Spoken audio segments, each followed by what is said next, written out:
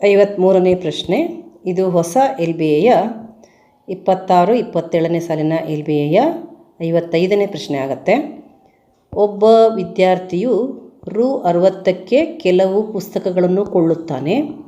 ಅವನು ಇದೇ ಹಣಕ್ಕೆ 5 ಪುಸ್ತಕಗಳನ್ನು ಹೆಚ್ಚಾಗಿ ಕೊಂಡಿದ್ದರೆ ಪ್ರತಿಯೊಂದು ಪುಸ್ತಕದ ಬೆಲೆ Rs. 1 ಕಡಿಮೆಯಾಗುತ್ತಿತ್ತು. ಹಾಗಾದರೆ ಅವನು ಕೊಂಡ ಪುಸ್ತಕಗಳ ಸಂಖ್ಯೆಯನ್ನು ಕಂಡುಹಿಡಿಯಿರಿ. ಇಲ್ಲಿ ಒಟ್ಟು 60 Rsಗೆ ಅವನು ಪುಸ್ತಕಗಳನ್ನು ಕೊಂಡುಕೊಳ್ಳುತ್ತಾನೆ. ಅವನು ಕೊಂಡ ಪುಸ್ತಕಗಳ ಸಂಖ್ಯೆಯನ್ನು ನಾವು x ಅಂತ ಇಟ್ಕೊಂಡ್ರೆ ಪ್ರತಿ ಪುಸ್ತಕದ ಬೆಲೆ ಎಷ್ಟಾಗತ್ತೆ? 60/x ಆಗುತ್ತೆ.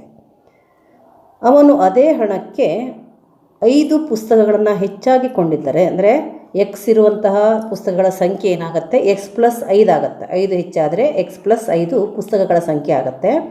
ಮತ್ತು ಪ್ರತಿ ಪುಸ್ತಕದ ಬೆಲೆ ಏನಾಗುತ್ತೆ? 60/x + 5 ಆಗುತ್ತೆ. ಅಂದರೆ ಇಲ್ಲಿ ಪುಸ್ತಕದ ಬೆಲೆ ಹೆಚ್ಚಾದ ಹಾಗೆ ಪ್ರತಿ ಪುಸ್ತಕದ ಬೆಲೆ ಕಡಿಮೆ ಆಗುತ್ತೆ. ಅಂದರೆ ಮೊದಲಿನ ಬೆಲೆಗಿಂತ ಎರಡನೇ ಬೆಲೆ ಏನಾಗುತ್ತೆ? Rs. 1 ಕಡಿಮೆ ಆಗುತ್ತೆ. ಅಂದರೆ 60/x - 60/x + 5 ಏನಾಗುತ್ತೆ? 1.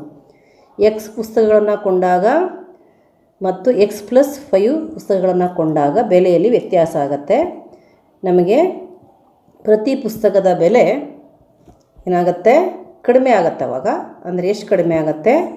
1 Rs ಕಡಿಮೆ ಆಗುತ್ತೆ. ಕೊಂಡ ಪುಸ್ತಕಗಳ ಸಂಖ್ಯೆ x ಇರಲಿ. ಏನು ಬರೆಯೋಣ? ಕೊಂಡ ಪುಸ್ತಕಗಳ ಸಂಖ್ಯೆ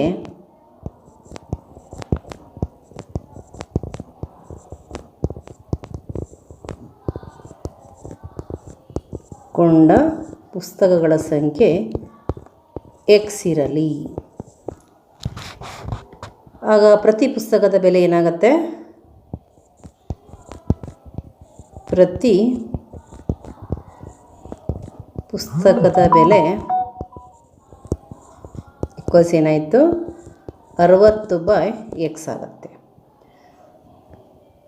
ಪುಸ್ತಕದ ಸಂಖ್ಯೆ 5 ಹೆಚ್ಚಾದರೆ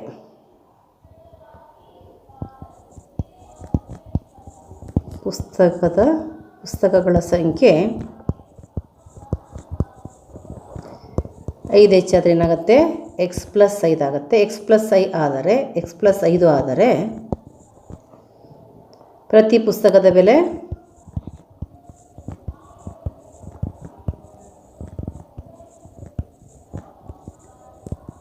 ಏನಾಗುತ್ತೆ? 60/x + 5 ಆಗುತ್ತೆ. ಇದನ್ನು 1 ಅಂತ ಇಟ್ಕೊಳ್ಳೋಣ, ಇದನ್ನು 2 ಅಂತ ಇಟ್ಕೊಳ್ಳೋಣ.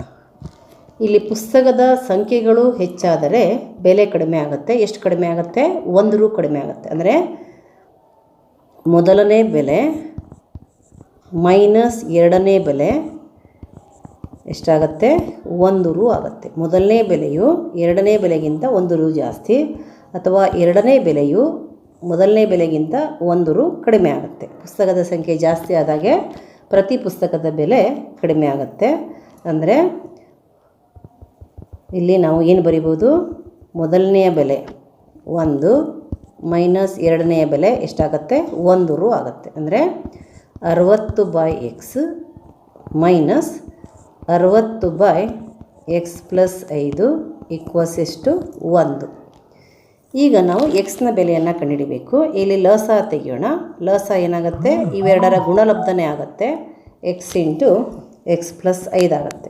x × x + 5 ಮತ್ತು ಅಂಶದಲ್ಲಿ ಏನು ಬರುತ್ತೆ? 60 × x + 5 60 × x + 5 ಮೈನಸ್ 60 × x ಅಂದರೆ 60x ಆಯಿತು. ಈ ಒಂದನ್ನು ಇಲ್ಲಿ ಬರೆಯೋಣ. ಈಗ 60ರಿಂದ xಗೆ ಮತ್ತು 60ರಿಂದ 5ಕ್ಕೆ ಗುಣಿಸೋಣ. 60 × x ಏನಾಗುತ್ತೆ? 60 × x 60x ಆಯಿತು. ಪ್ಲಸ್ 60 × 5 6 5 30 65 300 ಆಯಿತು. ಮತ್ತು minus 60x by x × x x square plus x into 5 5x equals ಏನು 1. ಇಲ್ಲಿ ನಾವು ಪ್ಲಸ್ 60x ಮೈನಸ್ 60xನ್ನು ಕ್ಯಾನ್ಸಲ್ ಮಾಡ್ಬೋದು. ಕ್ಯಾನ್ಸಲ್ ಮಾಡೋಣ. ಇಲ್ಲಿ ನೋಡ್ಕೊಳ್ತು 300 equals 1 into x square plus 5x 1 into x square plus 5x 300 equals 1 into x square ಅಂದರೆ x square plus 1 into 5x ಅಂದರೆ 5x. ಈಗ ನಾವು ಬಲಭಾಗ ಮತ್ತು ಎಡಭಾಗವನ್ನು ಎಕ್ಸ್ಚೇಂಜ್ ಮಾಡೋಣ. X square plus 5x equals 300. ನಂತರ ಈ 300ಅನ್ನು ಎಡಭಾಗಕ್ಕೆ ಟ್ರಾನ್ಸ್ಫರ್ ಮಾಡಿದರೆ ವರ್ಗಾಯಿಸಿದರೆ ನಮಗೆ ವರ್ಗ ಸಮೀಕರಣ ಸಿಗುತ್ತೆ. ಎಕ್ಸ್ ಸ್ಕ್ವೇರ್ ಪ್ಲಸ್ 5x 300 ಎಡಭಾಗಕ್ಕೆ ಬಂದರೆ ಏನಾಗುತ್ತೆ ಮೈನಸ್ 300 ಈಕ್ವಲ್ಸ್ 0 ಆಯಿತು. ವರ್ಗ ಸಮೀಕರಣವು ನಮಗೆ ಆದರ್ಶದ ರೂಪದಲ್ಲಿ ದೊರಕಿತು. ಎಕ್ಸ್ ಸ್ಕ್ವೇರ್ ಇಂಟು ಮೈನಸ್ 300 ಗುಣಲಬ್ಧ x square into minus 300 equals ಏನಾಗುತ್ತೆ ಮೈನಸ್ 300 ಎಕ್ಸ್ ಸ್ಕ್ವೇರ್ ಆಯಿತು. ಮೊತ್ತ ಮಧ್ಯದ ಪದ ಎಷ್ಟು 5x ಪ್ಲಸ್ 5x. ಈಗ ನಾವು ಇಲ್ಲಿ ಮೈನಸ್ 300 ಎಕ್ಸ್ ಸ್ಕ್ವೇರನ್ನು ಅಪವರ್ತಿಸಬೇಕು. Minus 300 x square minus 300 x square ಇದೆ. ಮೈನಸ್ ಇರೋದ್ರಿಂದ ಬೇರೆ ಬೇರೆ ಚಿಹ್ನೆ. ಮೊತ್ತಕ್ಕೆ 5x ಇರೋದ್ರಿಂದ ಪ್ಲಸ್ ಇರೋದ್ರಿಂದ ಪ್ಲಸ್ ದೊಡ್ಡ ಅಪವರ್ತನಕ್ಕೆ ಬರುತ್ತೆ, ಮೈನಸ್ ಚಿಕ್ಕ ಅಪವರ್ತನಕ್ಕೆ ಬರುತ್ತೆ. ನಮಗೆ ಗೊತ್ತಿದೆ 20 15 300 ಅಂದರೆ ಏನಾಯಿತು 20x ಮೈನಸ್ 15x ಆಯಿತು. 15 20 15 20 300. ಇಲ್ಲಿ ಮೊತ್ತಕ್ಕೆ ಪ್ಲಸ್ ಇರೋದ್ರಿಂದ ಪ್ಲಸ್ 20 ಮೈನಸ್ 15 ಆಗುತ್ತೆ. 20 ಮೈನಸ್ 15 ಅಂತಂದರೆ 5x. 20x ಮೈನಸ್ 15x ಅಂತಂದರೆ 5x. 20x into minus 15x ಅಂದರೆ ಮೈನಸ್ 300 ಎಕ್ಸ್ ಸ್ಕ್ವೇರ್ ಬರುತ್ತೆ. ಈಗ ಇಲ್ಲಿ 3 ಪದ ಇರೋದನ್ನು ನಾವು 4 ಪದ ಮಾಡೋಣ. ಮೊದಲನೇ ಪದ ಹಾಗೆ ಬರೆಯೋಣ ಎಕ್ಸ್ ಸ್ಕ್ವೇರ್ ಪ್ಲಸ್ ಮಧ್ಯದ ಪದ ಇಲ್ಲಿ 2 ಪದವಾಗಿ ಹೊಡೆದಿದ್ದೀವಿ. ಏನಾಗುತ್ತದು 20x minus 15x minus 300 equals 0 ಆಗುತ್ತೆ. ಇವೆರಡರಲ್ಲಿ ಸಾಮಾನ್ಯ ತೆಗೆಯೋಣ. ಯಾವ ಸಾಮಾನ್ಯ ಎಕ್ಸ್ ಇಂಟು ಇಲ್ಲಿ ನೋಡ್ಕೊಳ್ತು ಎಕ್ಸ್ ಪ್ಲಸ್ 20x ಇದೆ ಪ್ಲಸ್ 20 ಆಗುತ್ತೆ. X into x square X into 20x. ಈಗ ಇವೆರಡರಲ್ಲಿ ಸಾಮಾನ್ಯ ತೆಗೆಯೋಣ. ಸಾಮಾನ್ಯ ಯಾವ್ದು ಬರುತ್ತೆ ಮೈನಸ್ 15 ಅಂದರೆ ಇಲ್ಲೇನು ಬರುತ್ತೆ ಎಕ್ಸ್ ಬಂತು.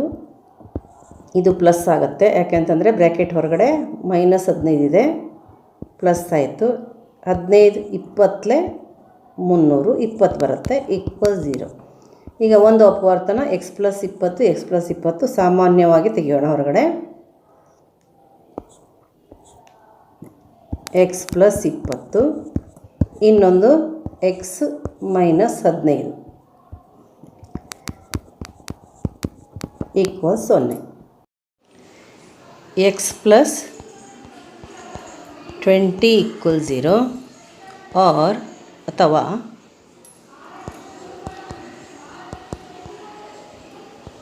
X minus 15 equal 0. X equals ಇಲ್ಲಿ ಪ್ಲಸ್ 20ಯನ್ನು ಬಲಭಾಗಕ್ಕೆ ವರ್ಗಾಯಿಸಿದ್ರೆ ಏನಾಗುತ್ತೆ ಮೈನಸ್ 20 ಆಗುತ್ತೆ. 0 ಮೈನಸ್ 20 ಅಂದರೆ ಎಕ್ಸ್ ಈಕ್ವಲ್ಸ್ ಏನಾಯಿತು ಮೈನಸ್ 20 ಆಯಿತು.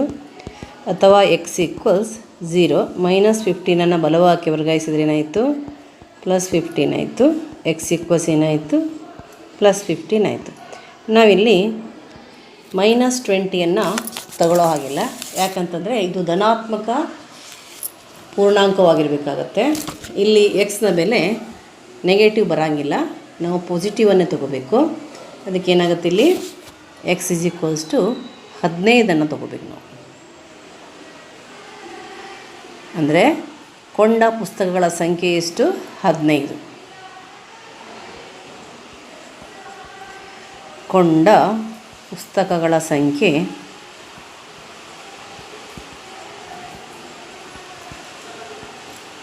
15.